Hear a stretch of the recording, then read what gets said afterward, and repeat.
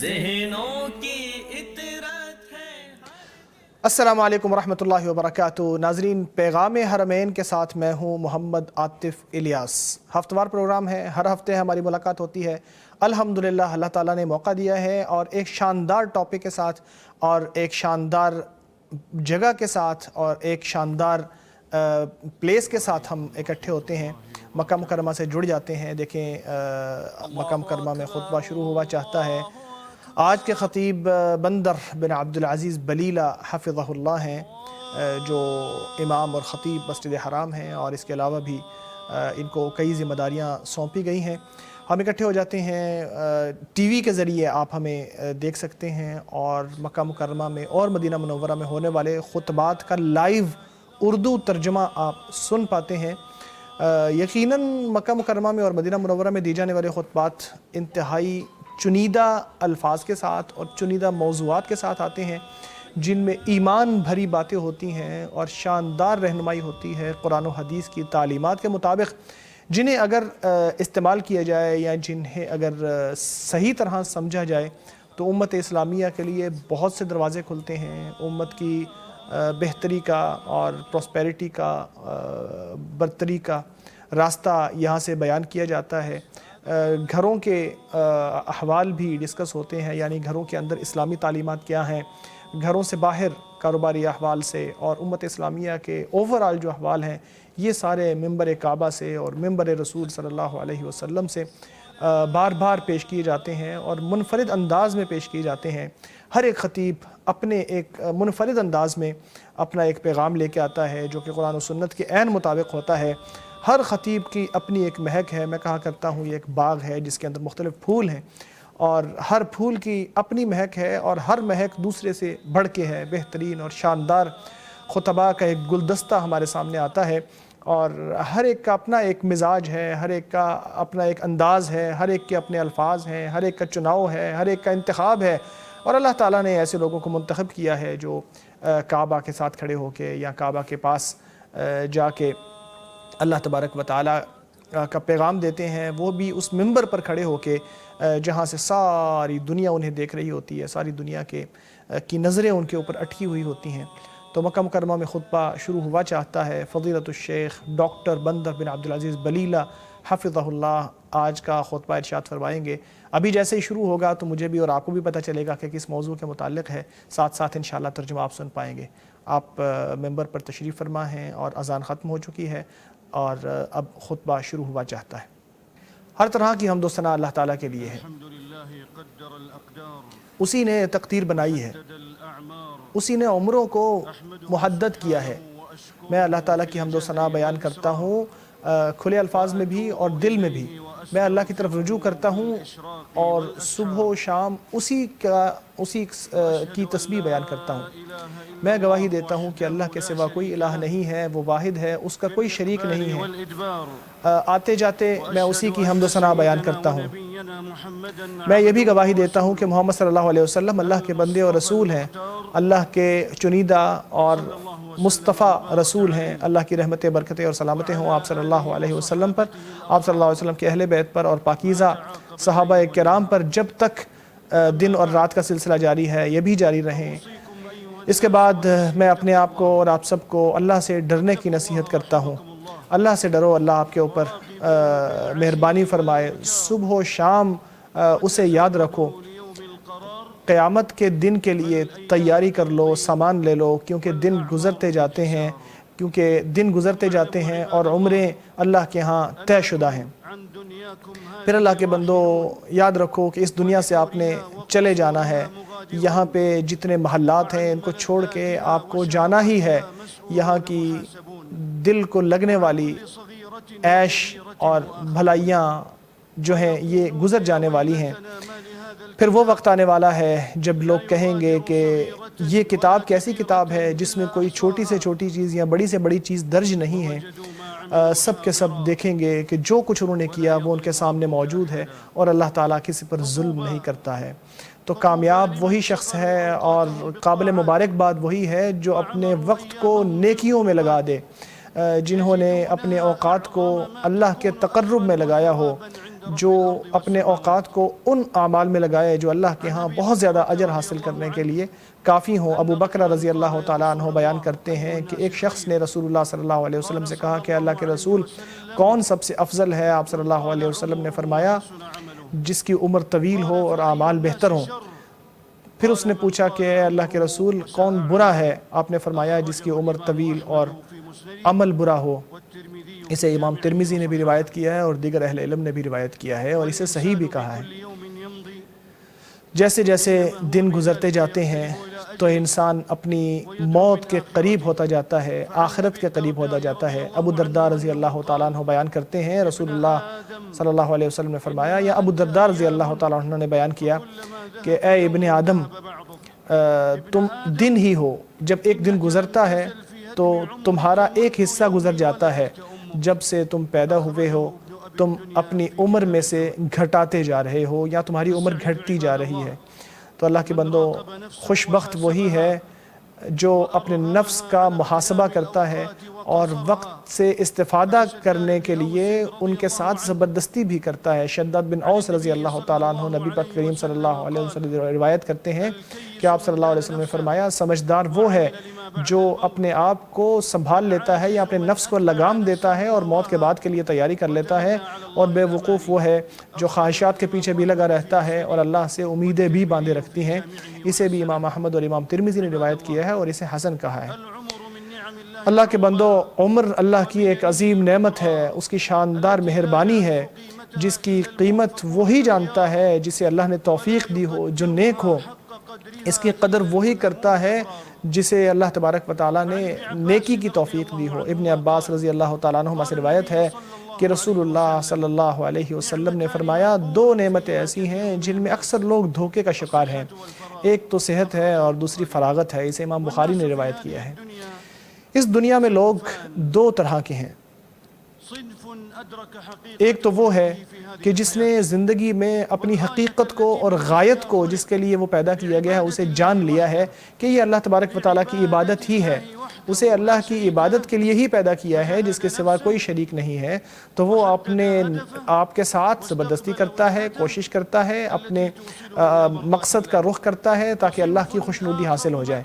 اور دوسرا شخص وہ ہے کہ جو فتنے میں شکار ہو گیا ہے، محروم ہو گیا ہے، جو دھوکے کا شکار ہو گیا ہے، جو اپنی خواہشات کے پیچھے لگا رہتا ہے اور جو چیزیں اسے اچھی لگتی ہیں ان کے حصول کے لیے آگے چلتا رہتا ہے، اللہ کو بھول چکا ہوتا ہے، اللہ نے اسے خود بھی بھلا چکا ہوتا ہے۔ نبی اکرم صلی اللہ علیہ وسلم سے روایت ہے کہ ہر شخص صبح اٹھتا ہے، کوئی تو اپنے نفس کا سودا کر کے اسے بچا لیتا ہے اور کوئی اسے ہلاک کر دیتا ہے۔ قیامت کے دن اسی کا سوال سب سے زیادہ کیا جائے گا، یا یہ سوال بھی قیامت کے دن کیا جائے گا۔ ابو بردہ رضی اللہ تعالیٰ عنہ سے روایت ہے کہ آپ صلی اللہ علیہ وسلم نے فرمایا کوئی شخص قیامت کے دن ایک قدم بھر بھی آگے نہیں بڑھ سکے گا جب تک اسے پوچھ نہ لیا جائے کہ اس نے عمر کو کس میں لگایا ہے، اپنے علم کے اوپر کتنا عمل کیا ہے، اپنے مال کو کہاں سے کمایا اور کہاں خرچ کیا ہے، اور اس کے جسم کے بارے میں کہ اس نے اس میں کن کاموں میں لگایا ہے۔ اسے امام دارمی نے اپنے مسند میں اور امام ترمذی نے بھی روایت کیا ہے اور اسے صحیح کہا ہے۔ جو 40 سال کی عمر تک پہنچ چکا ہو، جو 40 سال کی عمر تک پہنچ چکا ہو تو اللہ نے اسے نعمت اور ایمان اور سوچ سمجھ کی نعمت عطا فرما دی ہے، اس نے دنیا میں بہت کچھ جمع بھی کر لیا، اس لیے اسے چاہیے کہ وہ کثرت سے اللہ سے توبہ کرے اور یاد دہانی سے کام لے۔ اللہ کا فرمان ہے جب وہ 40 سال کو پہنچ گیا اور اس کی عقل مکمل ہو گئی یا اس کی صحت اور تندرستی مکمل ہو گئی تو وہ کہنے لگا کہ اے اللہ مجھے توفیق دے کہ میں اس نعمت کا شکر ادا کروں جو تو نے مجھے دی ہے، اور میری اولاد کو بھی اچھا بنا دے، نیک بنا دے، تاکہ میں صحیح راستے پر آ جاؤں۔ اللہ تبارک و تعالیٰ نے یہ سفید بالوں کو موت کی یاد دہانی کے لیے بنایا ہے۔ فرمایا کہ اس سے پہلے، موت سے پہلے آپ کے پاس ڈرانے والا بھی آ گیا تھا۔ بعض اہل علم نے کہا ہے کہ ڈرانے والا سفید بال ہیں، یہاں پہ سفید بالوں کی طرف اشارہ کیا گیا ہے۔ اسی طرح نبی اکرم صلی اللہ علیہ وسلم سے روایت ہے کہ آپ صلی اللہ علیہ وسلم نے فرمایا اللہ تعالیٰ نے اپنی حجت اس شخص کے اوپر پوری کر دی کہ جسے 60 سال کی عمر دے دی۔ آپ صلی اللہ علیہ وسلم کے فرمان کا مطلب یہ ہے کہ اللہ تبارک و تعالیٰ نے حجت پوری کرنے کا مطلب یہ ہے کہ اللہ تبارک و تعالیٰ نے اس کی ساری حجتیں ختم کر دیں، اس کے لیے اب کوئی عذر نہیں بچا، اس کے لیے کوئی حجت نہیں بچی، کیونکہ وہ 60 سال کی عمر جی چکا ہے۔ نبی اکرم صلی اللہ علیہ وسلم نے ایک شخص کو نصیحت کرتے ہوئے فرمایا کہ 5 چیزوں سے پہلے غنیمت جانو: جوانی کو، بڑھاپے سے پہلے، صحت کو، بیماری سے پہلے، اور فراغت کو، مشغولیت سے پہلے، اور زندگی کو موت سے پہلے غنیمت جانو۔ اسی طرح عمر کے ضائع ہو جانے کی ایک شکل یہ ہے کہ انسان زمانے کی یا وقت کی قیمت نہ جانے، برے لوگوں کی صحبت اختیار کر لے اور امیدوں کا شکار ہو جائے، لمبی امیدوں کا شکار ہو جائے اور آج کل کرنے لگے اور سوشل میڈیا میں لگ جائے بغیر کسی فائدے کے، کسی مقصد کے بغیر اس میں لگا رہے۔ پھر جب موت آ جائے اور زندگی ختم ہونے لگے تو اس کو پھر احساس ہو کہ کتنے اوقات اس نے ضائع کی ہیں، یہ اوقات کتنے قیمتی تھے، اور تمنا کرے کہ پھر دوبارہ اسے عمر مل جائے، لیکن پھر کہاں ملتی ہے۔ اللہ کا فرمان ہے جب موت کا وقت آتا ہے تو کہنے لگتا ہے پروردگار مجھے لوٹا دے تاکہ میں وہ کام کروں جو میں ابھی تک نہیں کر چکا۔ نہیں، ایسے نہیں ہو سکتا۔ یہ لفظ ہی ہے جو انسان بولتا ہے، ان کے بعد ایسا برزخ آنے والا ہے جس کے بعد انہیں قبروں سے نکالا جائے گا۔ اللہ سے ڈریے اور جو کچھ کوتاہیاں ہو چکی ہیں ان کا تدارک کرنے کی کوشش کیجئے، اللہ کی طرف لوٹیے اور توبہ کیجئے۔ اللہ تبارک و تعالیٰ نے توبہ کرنے والے، رجوع کرنے والے بندوں سے وعدہ کیا ہے کہ ان کی برائیوں کو نیکیوں میں بدل دے گا، ان کے گناہوں کو نیکیوں میں تبدیل کر دے گا۔ جو توبہ کرے اور اللہ کی طرف رجوع کرے یہ توبہ اس کے ساتھ ہے، اور جو نیکی کے بعد، توبہ کے بعد نیکیاں کرنے لگے، فرمایا جو توبہ کرے، نیک اعمال کرے اور ایمان کی طرف آ جائے تو اللہ ایسے لوگوں کی برائیوں کو نیکیوں میں بدل دیتا ہے، اور اللہ تبارک و تعالیٰ غفور و رحیم ہے۔ میں اسی بات پر اپنی بات کو ختم کرتا ہوں۔ اللہ سے اپنے لیے اور آپ کے لیے اور تمام مسلمانوں کے لیے ہر گناہ اور غلطی کی معافی مانگتا ہوں۔ آپ بھی اسی سے معافی مانگو، وہ معاف کرنے والا اور رحم فرمانے والا ہے۔ ناظرین، پہلا خطبہ مکمل ہو گیا ہے۔ جیسے ہی دوسرا خطبہ شروع ہوتا ہے تو آپ اس کا ترجمہ بھی لائیو سن پائیں گے۔ ہر طرح کی حمد و ثنا اللہ تعالیٰ کے لیے ہے، وہی کبریائی والا ہے اور جبروت والا ہے، وہ کبریائی والا ہے۔ میں اللہ کی حمد و ثنا بیان کرتا ہوں، وہ قائم رہنے والا ہے، کبھی سوتا نہیں ہے، اور زندہ رہنے والا ہے، کبھی اس پر موت نہیں آتی۔ میں یہ بھی گواہی دیتا ہوں کہ محمد صلی اللہ علیہ وسلم اللہ کے بندے اور رسول ہیں۔ اللہ کی رحمتیں اور برکتیں اور سلامتی ہو آپ صلی اللہ علیہ وسلم پر، اہل بیت پر اور صحابہ کرام پر جو نیکیاں کرنے والے اور رجوع کرنے والے تھے، تابعین پر اور قیامت تک ان کی پیروی کرنے والوں پر بھی رحمتیں ہوں، اس وقت تک جب تک قیامت نہ آ جائے جس میں ندامت کسی کام نہ آئے گی۔ پھر اللہ کے بندوں یاد رکھو کہ اللہ تبارک و تعالیٰ نے لوگوں کی فطرت کو بڑی اچھی طرح جانا ہے، اسی لیے اس نے عمر کو طویل کرنے کے بہت سے اسباب رکھے ہیں، جن میں سے پہلا سبب دعا کرنا ہے اور نیکیاں کرنا ہے اور رشتہ داروں کے ساتھ حسن سلوک کرنا ہے۔ نبی اکرم صلی اللہ علیہ وسلم کا فرمان ہے تقدیر کو صرف دعا ہی رد کرتی ہے اور عمر میں اضافہ صرف نیکی ہی کرتی ہے۔ اسے امام احمد نے روایت کیا ہے۔ اسی طرح انس بن مالک رضی اللہ تعالیٰ عنہ سے روایت ہے کہ انہوں نے نبی اکرم صلی اللہ علیہ وسلم کو یہ فرماتے ہوئے سنا کہ جو یہ چاہتا ہو کہ اس کا رزق کشادہ ہو جائے اور اس کی عمر طویل ہو جائے تو وہ اپنے رشتہ داروں کے ساتھ حسن سلوک کرے۔ یہ متفق علیہ حدیث ہے۔ اس سے معلوم ہوتا ہے اور یہ اللہ تبارک و تعالیٰ کے اس فرمان کے خلاف بھی نہیں ہے کہ اللہ نے فرمایا کہ جب ان کا وقت آ جاتا ہے تو وہ آگے پیچھے نہیں ہوتا ایک گھڑی۔ اسی طرح آپ صلی اللہ علیہ وسلم کے اس فرمان کے خلاف بھی نہیں ہے کہ آپ صلی اللہ علیہ وسلم نے فرمایا کہ جب بچہ اپنے پیٹ میں، اپنی ماں کے پیٹ میں ہوتا ہے تو اللہ تبارک و تعالیٰ فرشتہ بھیجتا ہے اور اس کو 4 چیزیں لکھنے کا حکم دیتا ہے کہ رزق کتنا ہے، عمل کتنا ہے، اجل کتنا ہے، شقی یا سعید ہے۔ تو اللہ تبارک و تعالیٰ نے لوگوں کی تقدیریں زمین و آسمان کو پیدا کرنے سے 50,000 سال پہلے لکھ دیا تھا۔ اسے امام مسلم نے روایت کیا ہے۔ اسی طرح اللہ تبارک و تعالیٰ نے اپنے پاس جو کچھ لکھا ہے وہ اللہ کے علم کے مطابق ہے جو مستقبل میں ہونے والا ہے، یعنی اللہ جانتا ہے کہ لوگ جو ہیں وہ نیکیاں بھی کریں گے، دعائیں بھی کریں گے اور صلہ رحمی بھی کریں گے، اور یہ چیزیں بھی اللہ نے لوح محفوظ میں لکھ رکھی ہیں اور ان کو بھی لوگوں کی عمروں کو بڑھانے کا ذریعہ وہاں پہ لکھ رکھا ہے، اور ہر شخص ان کاموں کے لیے تیار ہوتا ہے، یا اس کے لیے وہ کام آسان ہوتے ہیں جن کے لیے اسے پیدا کیا جاتا ہے۔ عمران بن حسین رضی اللہ تعالیٰ عنہ سے روایت ہے کہ آپ صلی اللہ علیہ وسلم نے، یا آپ صلی اللہ علیہ وسلم سے فرمایا گیا کہ کیا جنت والے جہنمیوں سے الگ ہو چکے ہیں؟ تو آپ نے فرمایا، تو لوگوں نے فرمایا، آپ صلی اللہ علیہ وسلم نے فرمایا جی ہاں۔ تو لوگوں نے فرمایا پھر لوگ عمل کیوں کرتے ہیں؟ تو آپ صلی اللہ علیہ وسلم نے فرمایا کام کرو، کیونکہ ہر شخص کے لیے وہ کام آسان ہے جس کے لیے وہ بنایا گیا ہے۔ بہترین اعمال وہ ہیں کہ انسان اپنے پیچھے ایسی نیک اولاد چھوڑ کے جائے جو اس کے لیے ایک نئی عمر کی مانند ہوتی ہے۔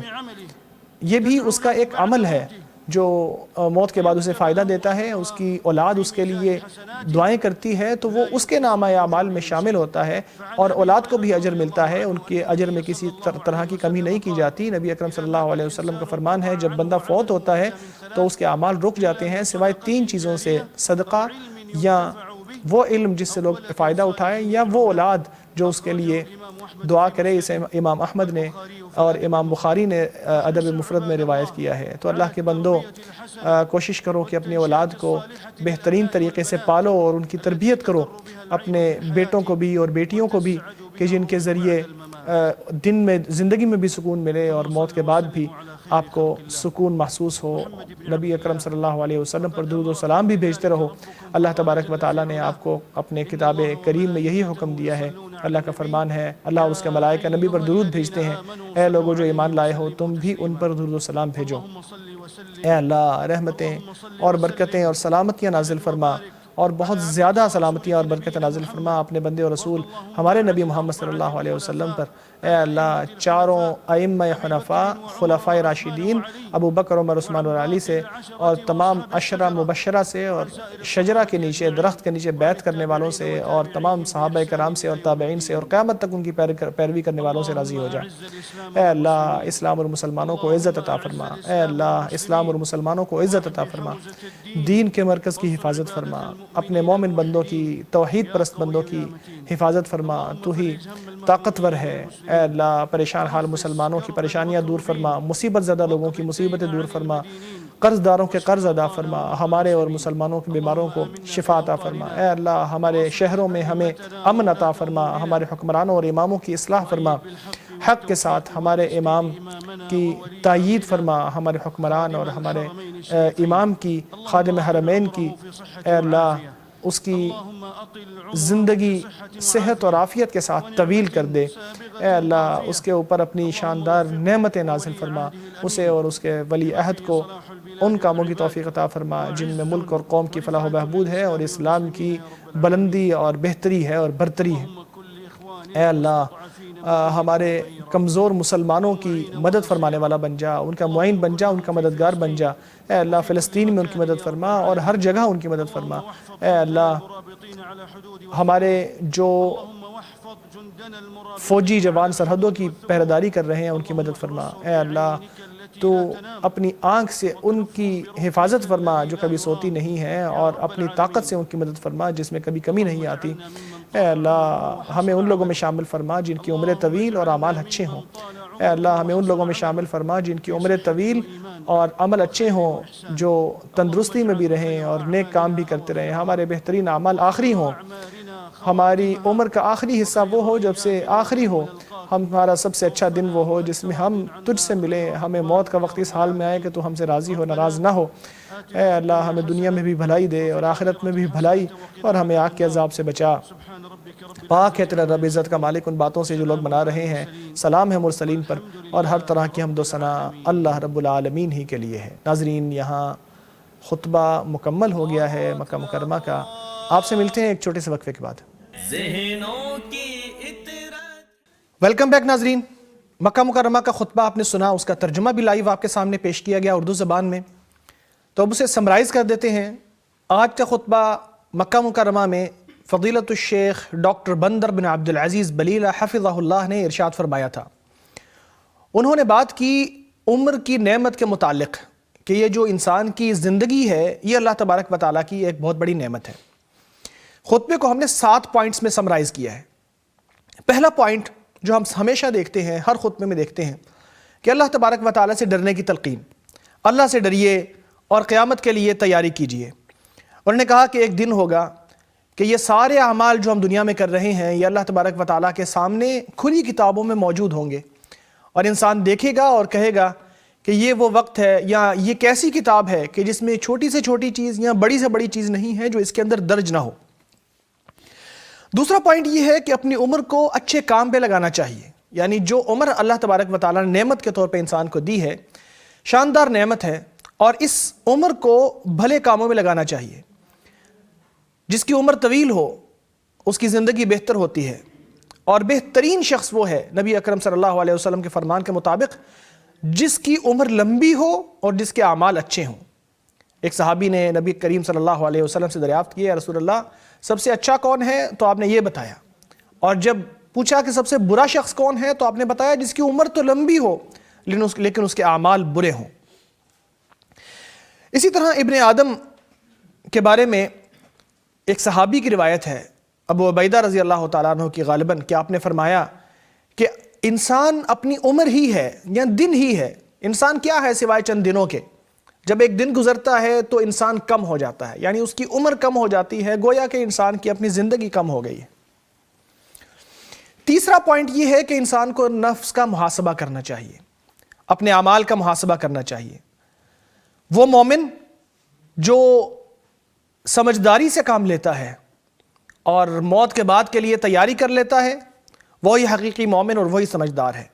بے وقوف شخص وہ ہے جو برائیوں کے اندر لگا رہتا ہے اور اپنی خواہشات کے پیچھے لگا رہتا ہے، اور پھر اللہ سے امیدیں بھی لگائے رکھتا ہے کہ اللہ مجھے معاف بھی کرے گا، جنت میں بھی داخل کرے گا، جبکہ وہ اللہ تبارک و تعالیٰ کی نافرمانی بھی کر رہا ہوتا ہے۔ تو اپنے اعمال کا محاسبہ کرنا چاہیے اس سے پہلے کہ ان کا حساب اللہ کے سامنے ہو۔ اپنے اعمال کو خود تول لینا چاہیے اس سے پہلے کہ اللہ تبارک و تعالیٰ کے ہاں انہیں تولا جائے۔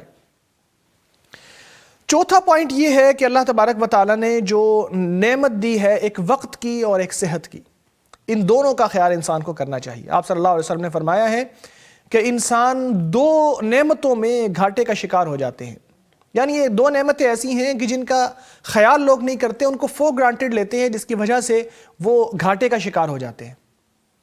ایک تو صحت اور تندرستی ہے، اور دوسری فراغت ہے، کہ جو وقت انسان کے پاس موجود ہوتا ہے، کھلا وقت ہوتا ہے، کوئی کام کرنے کے لیے نہیں ہے۔ یہ وقت بہت بڑی نعمت ہے، اللہ نے آپ کو دیا ہے، اس کو بڑے اچھے اعمال سے بھرا جا سکتا ہے۔ اسی طرح صحت مندی، کہ آپ کے پاس صحت اور تندرستی ہے، کوئی بیماری نہیں ہے، آپ بہت سے ایسے کام کر سکتے ہیں جو بہت سے بیمار نہیں کر سکتے۔ تو ان نعمتوں کا خیال کرنا چاہیے، اور ان نعمتوں کے بارے میں بار بار سوچنا چاہیے کہ ان کو بھلے طریقے سے، اچھی طریقے سے استعمال کرنا چاہیے۔ پانچواں پوائنٹ یہ ہے کہ انہوں نے بات کی 40 سال کی زندگی کی، کہ اللہ تبارک و تعالیٰ نے قرآن کریم میں ارشاد فرمایا ہے کہ جب انسان کی 40 سال کی عمر مکمل ہو جاتی ہے تو پھر اسے اللہ کی طرف رجوع کر ہی لینا چاہیے۔ تو پھر وہ کہتا ہے رب اوزعنی ان اشکر نعمتک التی انعمت علی وعلی والدی، اے اللہ مجھے توفیق دے میں تیری اس نعمت کا شکر کروں کہ جو تو نے مجھے دی ہے اور میرے والدین کو دی ہے، میں نیکیاں کروں جن سے تو راضی ہو جا، اور میری اولاد کو بھی نیک کر دے۔ میں توبہ کرتا ہوں، رجوع کرتا ہوں تیری طرف، اور میں مسلمان ہوں، تیرے سامنے سر جھکانے والا ہوں۔ تو 40 سال کی عمر جب انسان کی مکمل ہو جاتی ہے تو اللہ نے اسے بہت طویل عمر دے دی ہوتی ہے، بہت سی چیزیں اس کو زندگی میں عطا کی ہوتی ہیں، اولاد بھی ہوتی ہے، اس کے علاوہ بہت ساری چیزیں اس نے دنیا میں کما لی ہوتی ہیں، اور وہ دنیا کے اندر اچھی خاصی زندگی گزار کے دنیا کو کے مزے اور لطف اندوز ہو چکا ہوتا ہے۔ لہٰذا اسے چاہیے کہ ان ساری نعمتوں پر جو 40 سال میں ملی ہیں ان پر اللہ کا شکر ادا کرے اور اپنی اگلی زندگی کو بہتر بنائے۔ پھر انہوں نے یہ بھی بتایا کہ جس کی عمر 60 سال تک پہنچ جائے، اللہ تبارک و تعالیٰ کی حجت اس پر پوری ہوگی، اس کا کوئی عذر باقی نہیں رہا کہ اب میں نیکی نہیں کر سکتا تو کیوں نہیں کر سکا، یا کر نہیں سکا تو کیوں نہیں کر سکا۔ 60 سال کی عمر تھی، تو آپ صلی اللہ علیہ وسلم نے فرمایا کہ اللہ نے اس شخص کے اوپر حجت پوری کر دی کہ جسے 60 سال زندگی دے دی۔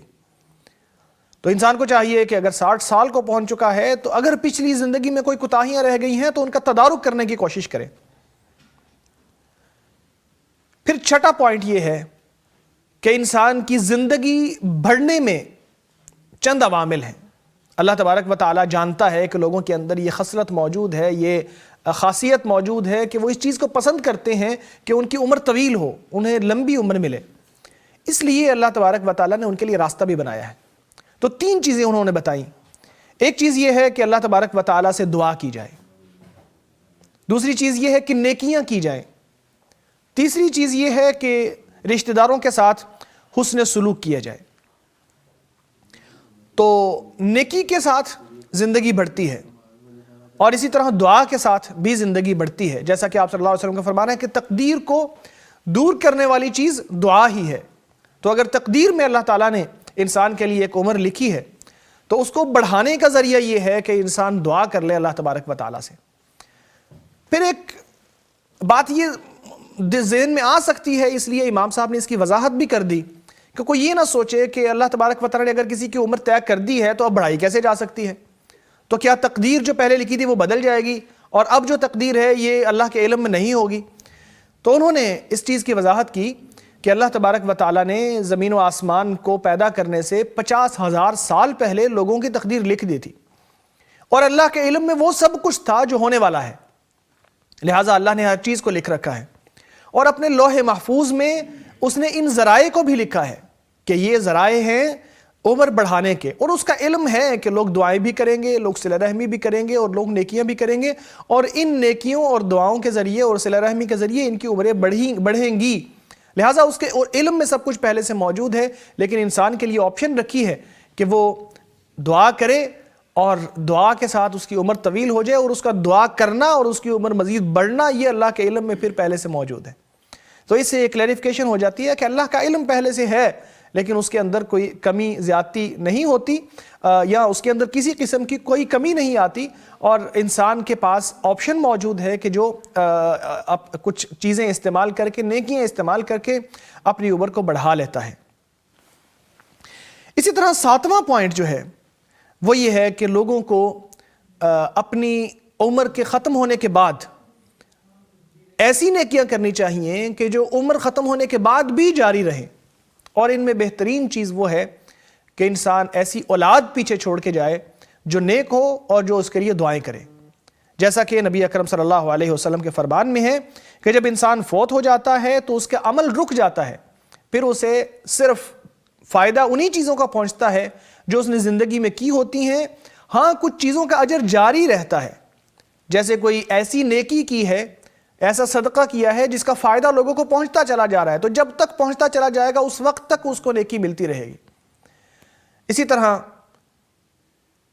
ایسا علم جو لوگوں کو سکھا دیا ہے اور وہ اس سے لوگ فائدہ حاصل کر رہے ہیں، جب تک فائدہ حاصل ہوتا رہے گا تب تک اجر ملتا رہے گا۔ اور تیسری چیز اولاد جو اپنے والدین کے لیے دعائیں کرے۔